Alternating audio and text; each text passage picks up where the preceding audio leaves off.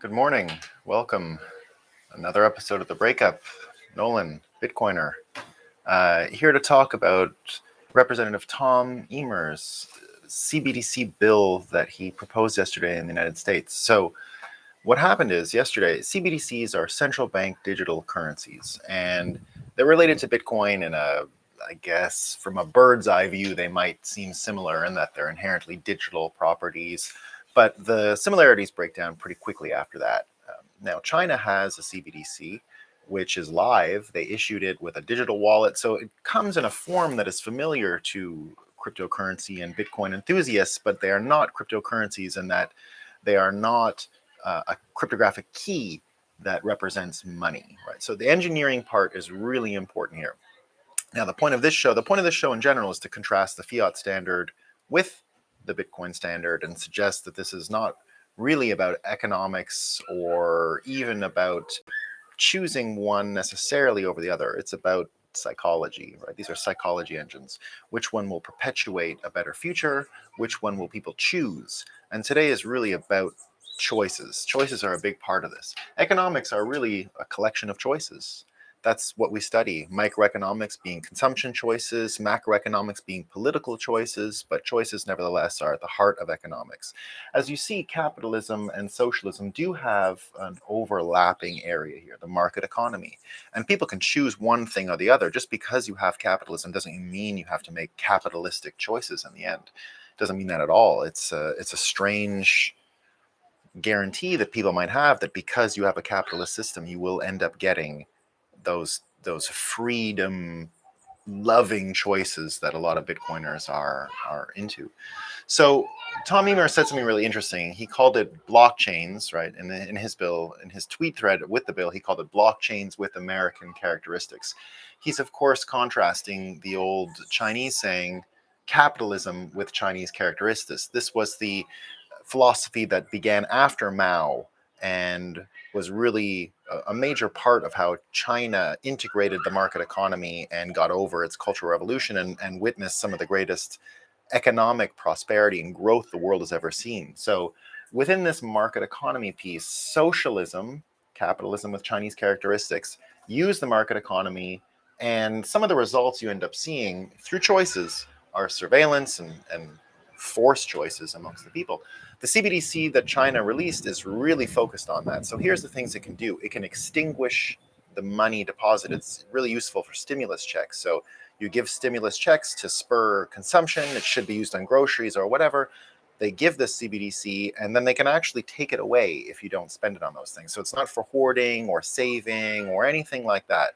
It really is a vehicle that should make choices for the consumer. A lot of governments think this is good. Japan, for example, is going to be copying this. In the Japanese model, they have had trouble with stimulus checks being placed under the mattress of recipients for years that don't spend them, that hoard the money. The velocity of money, we say, is very low because of this in Japan.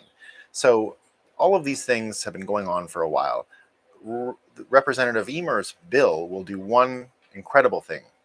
It will ban the Federal Reserve from having basically client accounts. So they can't issue an account. They can't have a direct bilateral relationship with American people and customers. They're not a retail outfit. So his bill would basically ban that. So what it would do is it would take away the engineering aspects of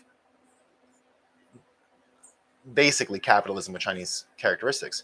If you use that CBDC and you try to bake in on the engineering end any of these forced choices and surveillance, his bill would basically ban that from ever happening. You couldn't even do that because they couldn't make those engineering choices in it.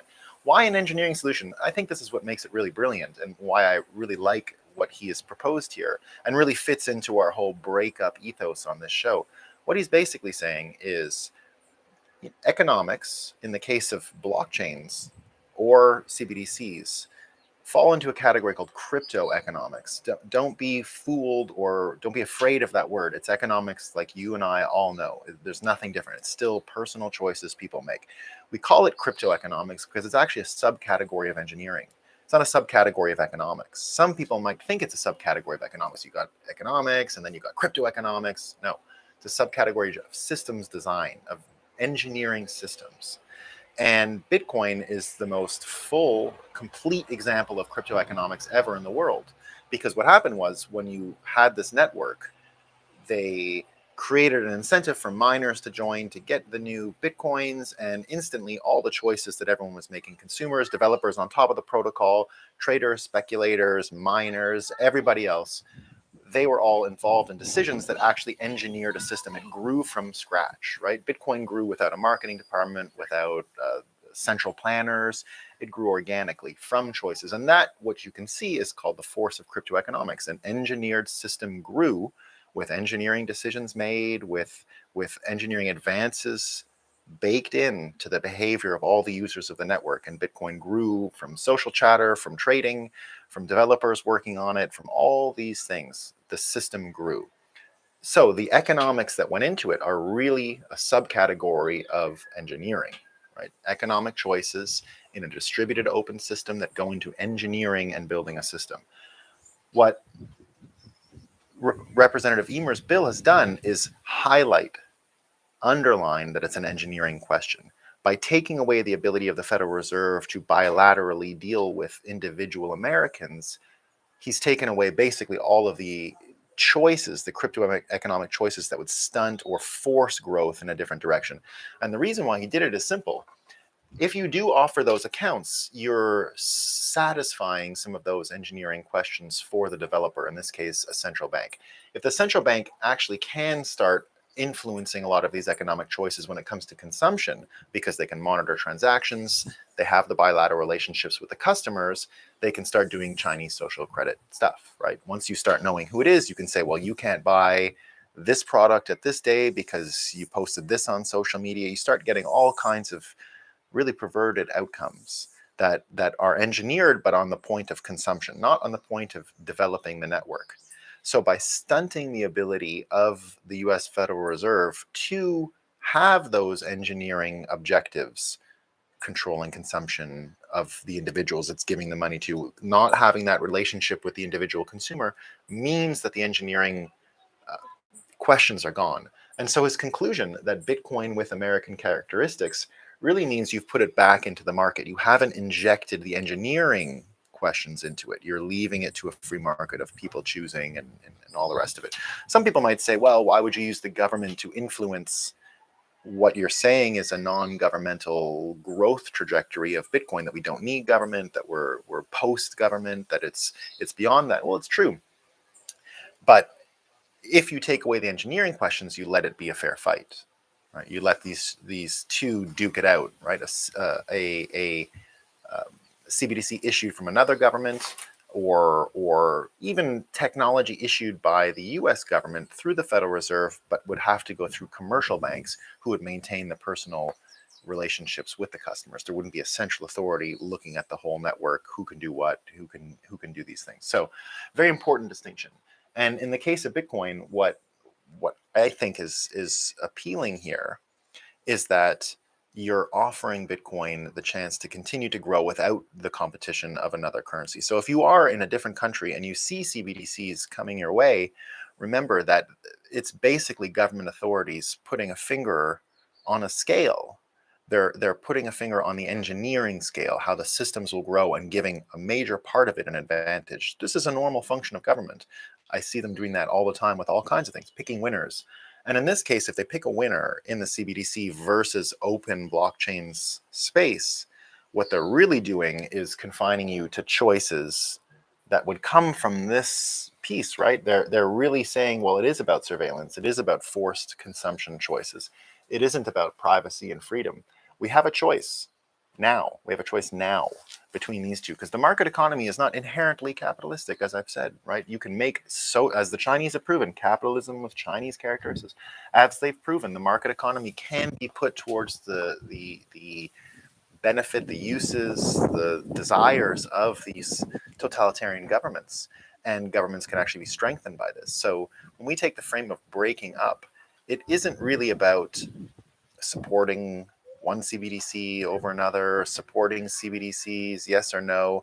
It's about understanding that engineering the Bitcoin system is the most important thing, because only engineering the Bitcoin system will give people the ability to fight what's coming, right? These tools coming, these CBDCs coming, will allow for capitalism with Chinese characteristics to proliferate around the world, right? So we see them more and more. Europe is talking very seriously about it. What the American system has done is taken away the engineering thrust, the engineering momentum, the crypto economics out of any potential CBDC. They do not have the ability to have if it goes through, the ability to have the bilateral relationship with the consumer, thereby negating all of these pieces here about individual choice.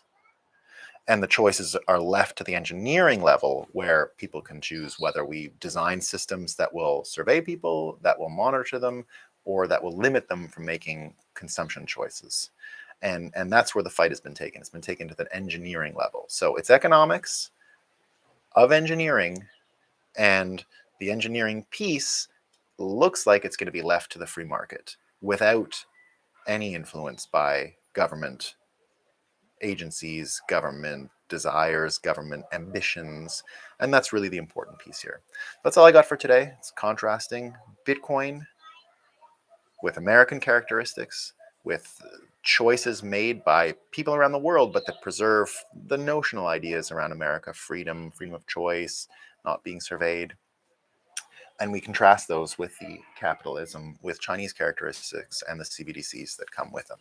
So is Tom Emmer right? Are CBDCs not good in any instance? I think so. And we got to break up with anyone who's offering them. These are not institutions we need to perpetuate in the future. We need to leave them where they are, by the curbside. That's all I got for today.